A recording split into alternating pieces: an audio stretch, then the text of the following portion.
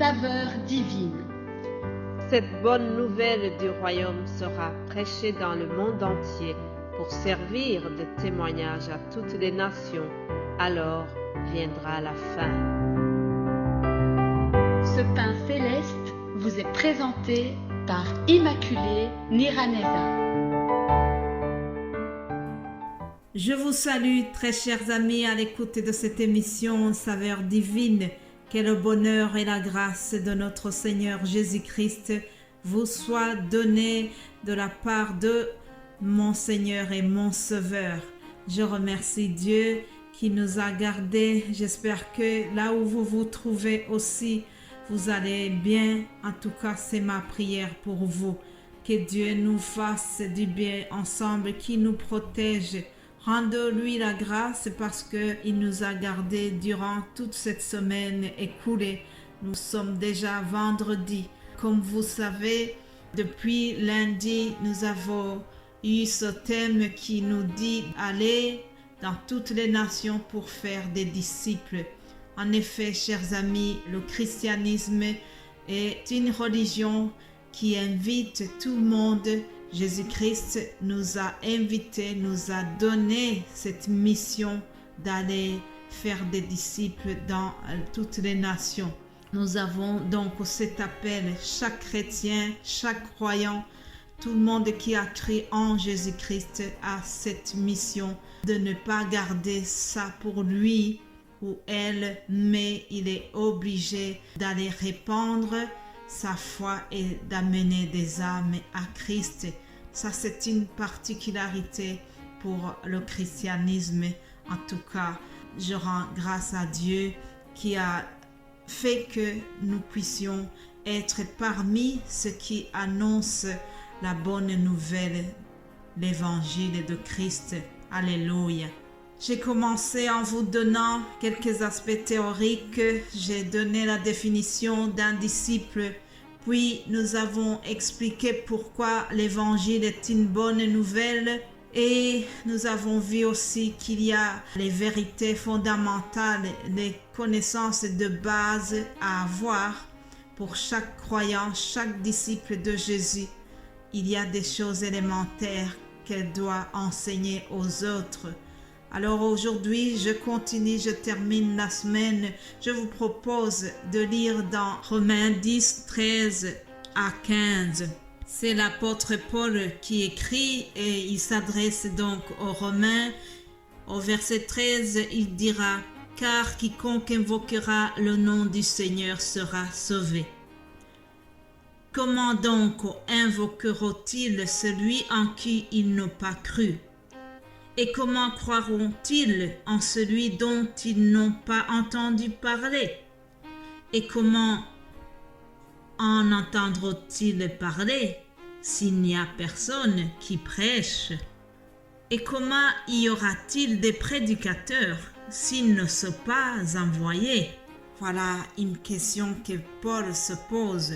Mais laissez-moi revenir en arrière au verset 13 lorsqu'il rappelle que le nom du Seigneur, que chaque personne qui invoquera le nom du Seigneur sera sauvée. Alléluia. Mais bien-aimés de Dieu, le nom de Jésus est au-dessus de tous les noms. Le nom de Jésus-Christ est plus haut que tous les noms que tu connais, que toutes les personnes, les hautes personnalités que tu connais. Le nom de Jésus est au-dessus. Il est l'alpha et l'oméga. Aucun nom n'est plus haut que le sien. Alors au verset 14, Paul nous dit comment est-ce que les gens vont croire? Comment invoqueront-ils celui en qui ils n'ont pas cru? Et comment croiront-ils en celui dont ils n'ont pas entendu parler? Dans cette phrase, il y a le verbe croire qui est vraiment le verbe central. Croire en Jésus-Christ, avoir la foi en Jésus. Pour qu'il y ait la foi, il faut que les gens entendent la parole. Oui, le même apôtre Paul a dit que la foi vient de ce qu'on entend et ce qu'on entend, c'est la parole de Dieu. Alléluia.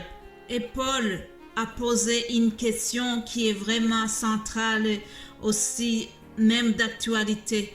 Il a dit comment est-ce que les gens vont entendre parler si personne ne prêche. En effet, chers amis, prions le maître de la moisson pour qu'il envoie des prédicateurs. Mon frère, ma sœur qui écoute ça, si tu es du même avis que moi, sache que nous devons prier pour que les portes s'ouvrent, pour qu'il y ait les prédicateurs et les prédicatrices. Vous savez, certaines traditions bloquent les talents des prédicatrices. En effet, on a la tradition qui dit que, par exemple, une femme ne doit pas prêcher. Alors, ça, c'est vraiment des talents qui sont bloqués.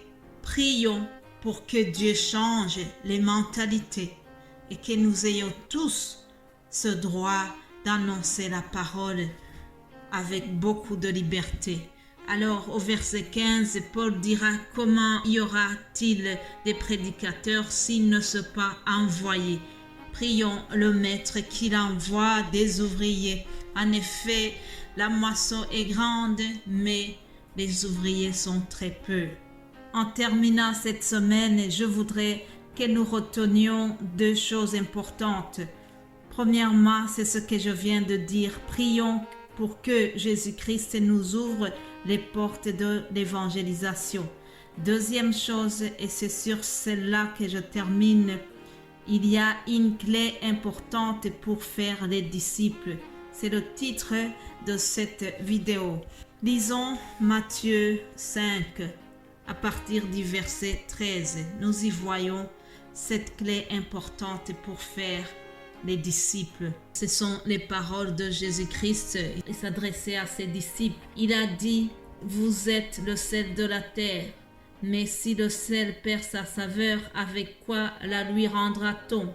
Il ne sert plus qu'à être jeté dehors et foulé aux pieds par les hommes. Vous êtes la lumière du monde. Une ville située sur une montagne ne peut être cachée et on n'allume pas une lampe pour la mettre sous le boisseau. » Je saute au verset 16. C'est là où nous trouvons vraiment l'élément central, le titre d'aujourd'hui. Il est écrit que votre lumière luise ainsi devant les hommes, afin qu'ils voient vos bonnes œuvres et qu'ils glorifient votre Père qui est dans les cieux. Alléluia. Chers amis, comment allons-nous faire des disciples? Il y a plusieurs méthodes.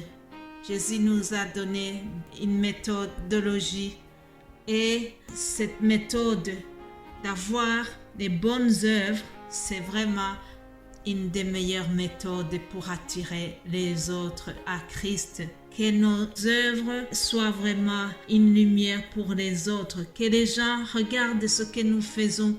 Que les gens regardent notre manière de vivre et que notre comportement les pousse, les attire vers le Christ. Alléluia. Mes bien-aimés de Dieu, je voudrais terminer par une courte prière. Prions. Père Céleste, je prie pour le salut de ces âmes qui sont si chères à ton cœur. Je prie enfin que tu envoies des ouvriers vers elles et qu'ils en prennent soin. En effet, Papa, ton Fils Jésus-Christ a dit que la moisson est grande, mais les ouvriers sont très peu. Père, je te prie pour ce pays de Belgique où tu m'as établi. Je prie que vraiment les âmes viennent à toi. Je prie pour mes voisins. Je prie pour la ville de Charleroi où tu m'as mis, Seigneur, afin que je puisse être une lumière. Utilise-moi pour apporter la lumière de l'Évangile dans ce pays. Seigneur, je te prie vraiment que tu touches les cœurs. Je prie pour les églises de ma région et je prie pour que tout le monde puisse vraiment œuvrer à ce qu'il y ait beaucoup de disciples qui viennent à toi, Seigneur.